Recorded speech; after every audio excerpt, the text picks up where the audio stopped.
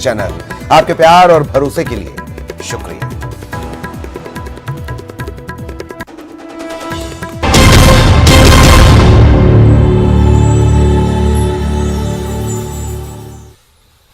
नमस्कार। सुर्खियों के बाद अहम खबर की बात करेंगे। इंदौर से इस वक्त बड़ी खबर मिल रही है। देश में बड़ा हमला करने की फिराक में है सरफराज मेमन। एनआईए ने इसे लेकर एक अलर्ट जारी किया है। इंदौर के चंदन नगर इलाके का रहने वाला है सरफराज। मुंबई पुलिस ने इंदौर पुलिस को इनपुट शेयर किए थे। मुंबई पुलिस ने इंदौर पुलिस को अपने इनपुट शेयर किए थे। पाकिस्तान, चीन और हांगकांग में ट्रेनिंग लेकर भारत आया हुआ है सरफराज। पुलिस कमिश्नर हरिनारायण चारी मिश्र ने इसकी पुष्टि भी की है।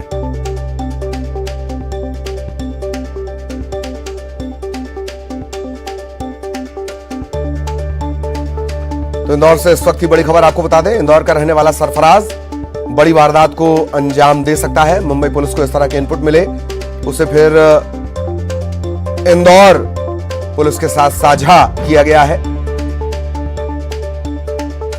पाकिस्तान, चीन, हांगकांग यहां पर ट्रेनिंग लेने के बाद सरफराज पहुंचा है। सहयोगी अरुण इंदौर से हमारे साथ जुड़े हुए हैं। सीधा अरुण के पास आपको लिए चलेंगे। अरुण, विस्तार से पूरी जानकारी।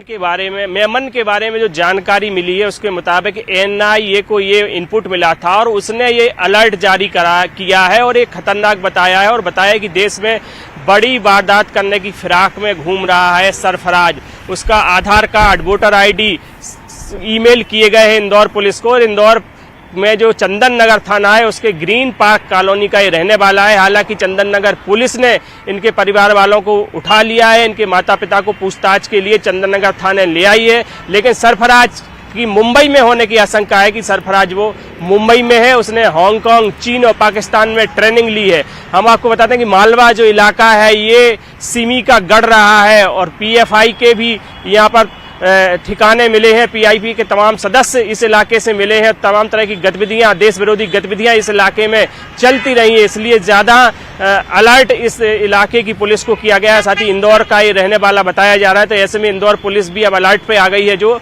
पुलिस कमिश्नर हरिनारायण चारी मिश्रा है, उनका कहना है कि इस मामले में भी पुलिस जांच कर रही है और ये पता लगाया जा रहा है कि आखिर उसने वहाँ पर ट्रेनिंग ली है या फिर वहाँ पर नौकरी वो वहाँ पर कर रहा था। दो चीजें सामने आ रही हैं, लेकिन सबसे बड़ी बात कि जब जांच एजेंसियों ने अलर्ट जारी किया है और कहा है कि बड़ी वारदात करने के लिए घूम रहा है ये सरफराज मेमन, तो ऐसे में पुलिस को ज्यादा अलर्ट रहने की जरूरत है। पुलिस ने अभी उनके माँ बाप से पूछताछ कर रही है, माता पिता से पूछताछ की जा रही है। उसमें तमाम खुलासे होने की संभावना है कि आखिरकार सरफराज मेमन किसके संपर्क में था और इन देशों में वो किस उद्देश्य से गया था और वहां पर रह रहा था। हालांकि अभी ऐसी आशंका जताई जा रही कि सरफराज मेमन जो है वो मुंबई में है।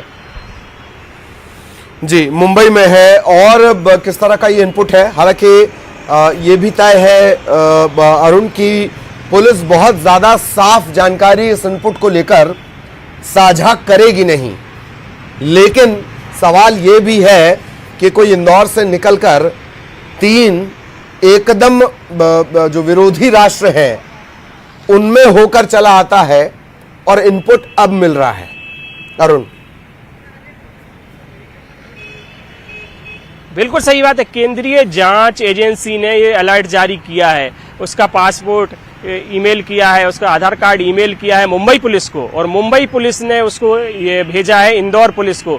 तो ये जो जांच एजेंसियां हैं, केंद्रीय जांच एजेंसियां हैं, इनकी राडार पर ये था और उन्हीं के इनपुट के आधार पर इसकी तलाश की जा रही है। और साथ ही इंदौर में उसका घर है, क्योंकि ग्रीन पार्क कॉलोनी में वो रहता है, इसलिए इंदौर पुलिस को भी ये इनपुट भेजा गया है। हालांकि इंदौर पुलिस भी ज्यादा कुछ बताने की स्थिति में नहीं है, लेकिन जो पुलिस कमिश्नर है वो यही कह रहे हैं कि इसके बारे में जानकारी अभी इकट्ठा की जा रही है कि ये यहाँ इन देशों में क्यों गया था, इसका पहले क्या इसका गतिविधि इसकी रही है और ये किन लोगों के संपर्क में था, इस सब जानकारी अभी निकाली जा रही है। लेकिन बड़ी बात यही है कि ये किसी बड़े हमले की फिराक में था, जैसा कि एनआईए ने इनपुट दिया है। ऐसे में जरूरी है कि पुलिस इसकी जल्दी से तलाश करे। हालांकि अभी आशंका मुंबई की है, हो सकता है कहीं भी और भी हो, लेकिन इंदौर में अभी उसके घर से उसको गिरफ्तार नहीं किया गया है। उसके माता पिता को जरूर पूछताछ के लिए चंदन नगर थाने लाया गया है और उनसे पूछताछ की जा रही है। जी जी, जाहिर तौर पर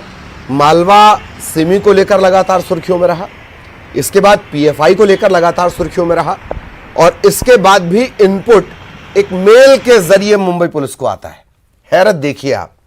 बहुत बहुत शुक्रिया अरुण आपका इस तमाम जानकारी के लिए। सहयोगी अरुण विस्तार से जानकारी दे रहे थे। इधर यूपी के ग्रेटर नोएडा से बड़ी खबर आपको बता दें, जगन्नाथ शोभा यात्रा के दौरान धमाका हुआ है। ई रिक्शा में रखी आतिशबाजी में आग लग गई और उसके बाद तेजी से यह आग भड़कती चली गई। जोरदार धमाके के बाद अफरा तफरी का माहौल हो गया। आतिशबाजी की चपेट में आने से 2 लोग घायल हुए हैं। धमाके की पूरी घटना सीसीटीवी में कैद हुई है। जगन्नाथ शोभा यात्रा के दौरान ई रिक्शा में आतिशबाजी रखी हुई थी। अचानक से इसमें आग लगी और देखते ही आग फैलती चली गई। धमाके होने लगे, चीख पुकार मच गई, अफरा तफरी का आलम हो गया।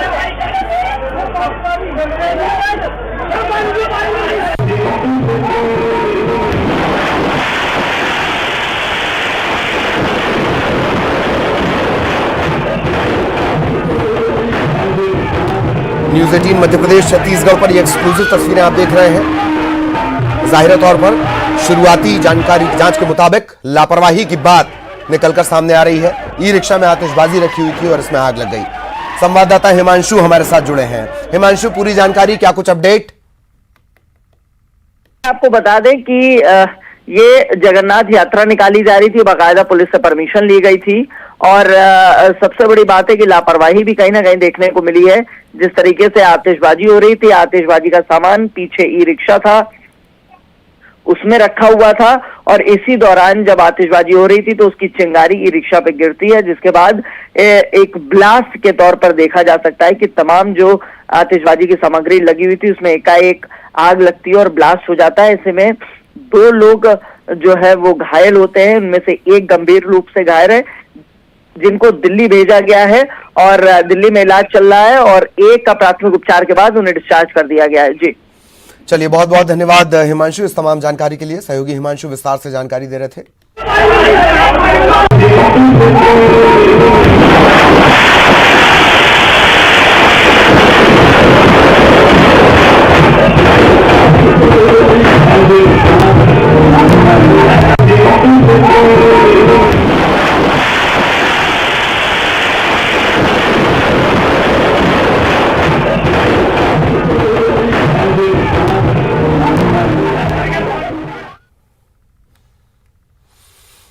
और अब ग्वालियर से बड़ी खबर आपको बता दें, हाईकोर्ट ने नर्सिंग परीक्षाओं पर रोक लगा दी है। हाईकोर्ट ग्वालियर की डबल बेंच ने रोक लगाई है। कल से नर्सिंग के एग्जाम्स शुरू होने थे, इम्तिहान शुरू होने थे। इसमें बीएससी नर्सिंग है, बीएससी पोस्ट बेसिक है, एमएससी नर्सिंग है। इनके कल से इम्तिहान शुरू होने थे, इस पर रोक लगा दी गई। मेडिकल यूनिवर्सिटी ने 2 नोटिफिकेशन जारी किए हैं। सत्र 2019 और 21 के छात्रों को परीक्षा की अनुमति दी गई थी। याचिकाकर्ता ने यह तर्क दिया था 2023 के नोटिफिकेशन पर पुराने सत्र के छात्रों को अनुमति नहीं दी जा सकती। कोर्ट ने परीक्षा पर रोक लगा दी है। अगली सुनवाई 14 मार्च को होगी और हजारों छात्र इस फैसले के बाद प्रभावित होंगे। सुशील हमारे साथ जुड़े हुए हैं। सुशील, पूरी जानकारी।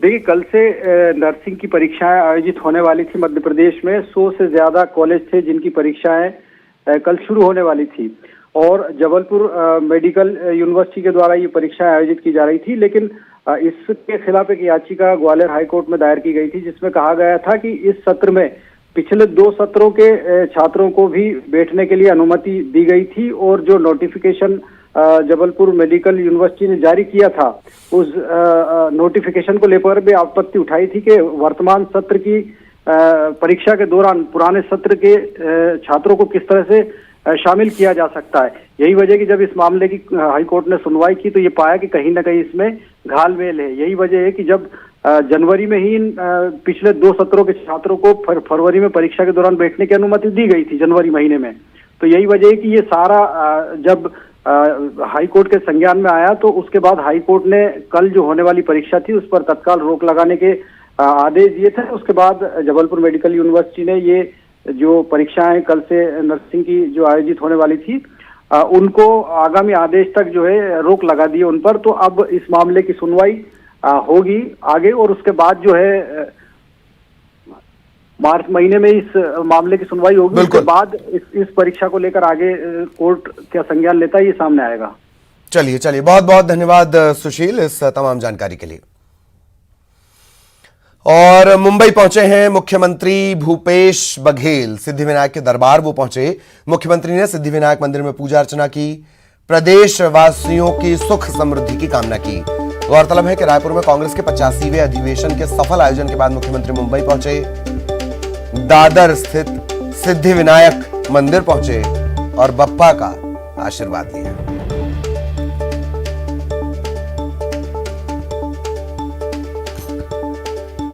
इधर मुख्यमंत्री भूपेश बघेल ने बीजेपी पर जमकर हमला बोला। सीएम ने ट्वीट कर ईडी के छापे को लेकर तंज कसा है। उन्होंने कहा कि बीजेपी ने अपनी खीज और राजनीतिक दुर्भावना की सारी हदें पार कर दी हैं।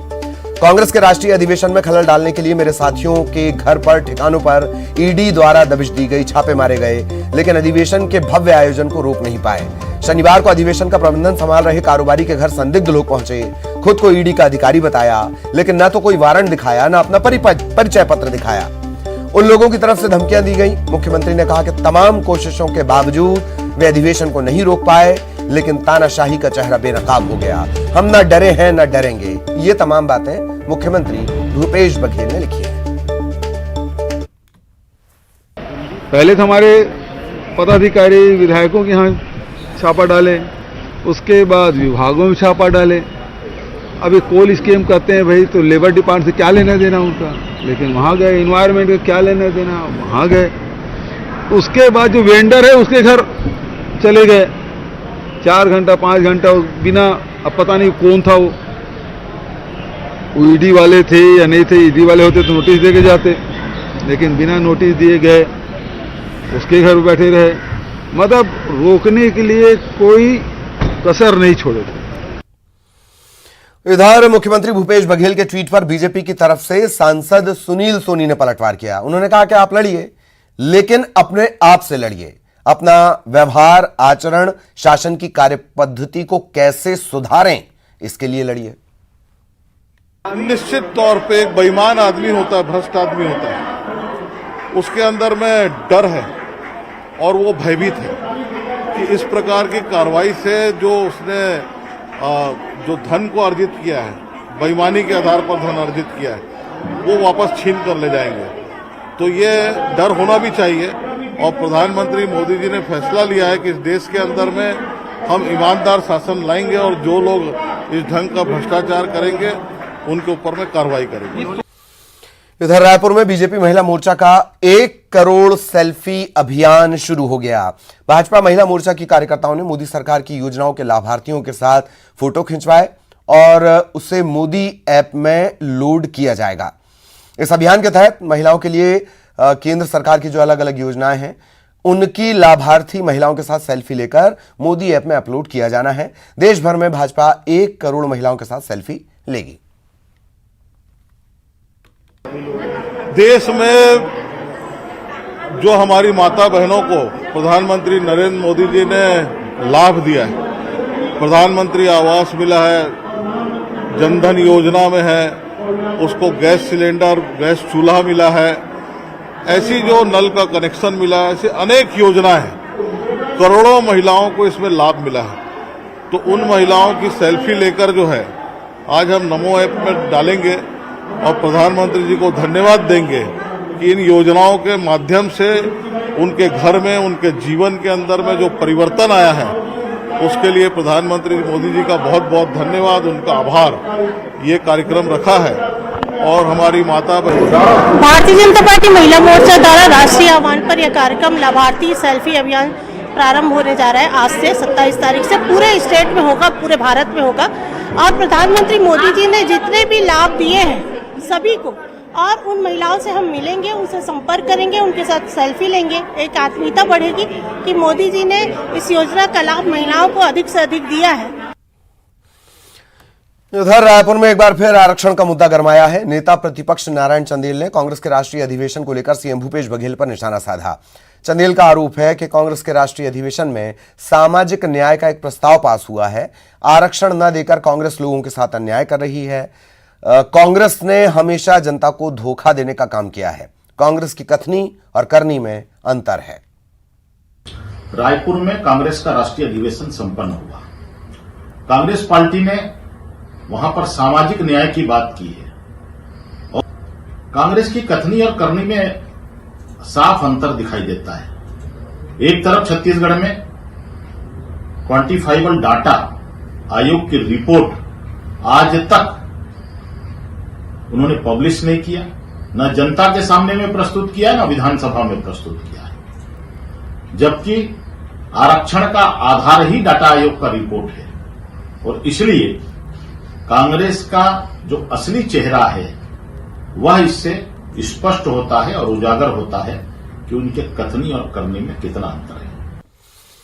इधर दिल्ली के उप मुख्यमंत्री मनीष सिसोदिया की गिरफ्तारी पर कांग्रेस ने बीजेपी पर तंज कसा। कांग्रेस के संचार प्रमुख सुशील आनंद शुक्ला ने कहा कि जहां जहां विपक्ष की सरकार है वहां वहां जांच एजेंसियों का दुरुपयोग हो रहा है। कांग्रेस का यह आरोप है कि बीजेपी शासित राज्यों में आज तक कोई कार्रवाई नहीं हुई। कांग्रेस मनीष सिसोदिया की गिरफ्तारी की निंदा करती है। देखिए, भारतीय जनता पार्टी के विपक्ष की जहां जहां सरकारें हैं वहां वहां पे वे केंद्रीय जांच एजेंसियों का दुरुपयोग करते हैं। आज तक कभी भी किसी भी भारतीय जनता पार्टी शासित राज्य में कोई कार्रवाई क्यों नहीं होती है। निश्चित तौर पे जो दिल्ली के उप मुख्यमंत्री की गिरफ्तारी की गई है, ये भारतीय जनता पार्टी के विरोध विपक्ष को दमन करने वाली कार्रवाई है। इसकी हम कड़ी निंदा करते हैं। भारतीय जनता पार्टी लगातार इस प्रकार से केंद्रीय एजेंसियों का दुरुपयोग करके विपक्षी दल के लोगों का दमन करने का काम कर रही है। यह लोकतंत्र के लिए बहुत ही ज्यादा घातक है।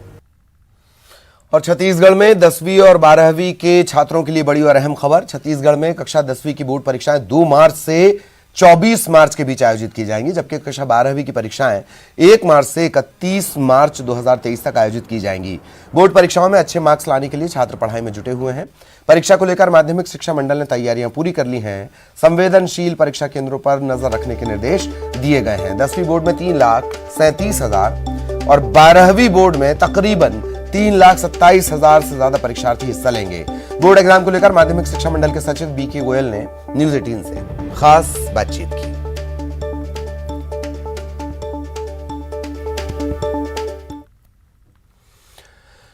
अनुकंपा नियुक्ति को लेकर 20 अक्टूबर से धरने पर बैठी महिलाओं का सब्र टूट गया। अनुकंपा नियुक्ति की मांग को लेकर धरने पर बैठी महिलाओं ने आज मुंडन करवाया।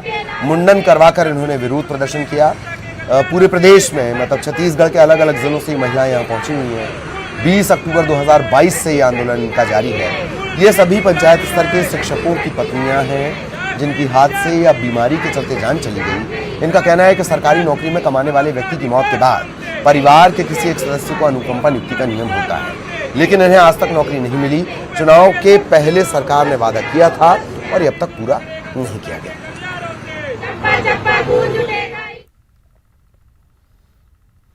और इसी के साथ इस बुलेटिन में इतना ही। खबरें जारी रहेंगी।